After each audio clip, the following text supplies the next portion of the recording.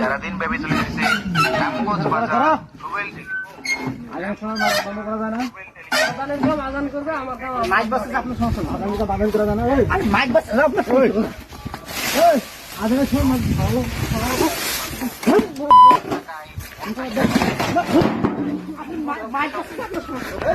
আসসালামু আলাইকুম গাইস, এই যে স্ক্রিনে যে ভিডিওটা দেখতেছেন, এই ভিডিওটা দেখে আপনারা সত্য মনে করবেন। এটা কোনো আসলেই কোনো সত্যি কোনো ঘটনা না। এটা আসলে আজকে সমাজকে বোঝানোর জন্য ভিডিওটা করানো হয়েছে।